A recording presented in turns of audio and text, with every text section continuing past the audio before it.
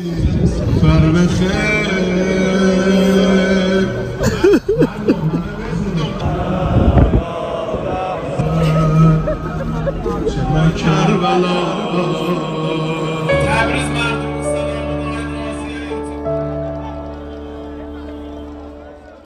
ঢালা রাজপথ যেন ঢাকা পড়েছে কৃষ্ণবর্ণের পোশাকধারীদের জনস্রোতে।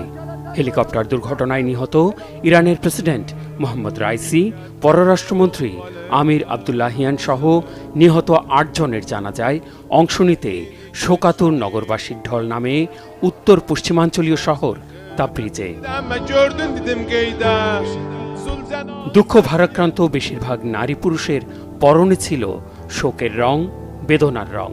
জানাজা শুরুর আগ পর্যন্ত চলে আল্লাহর সন্তুষ্টি কামনায় দোয়া।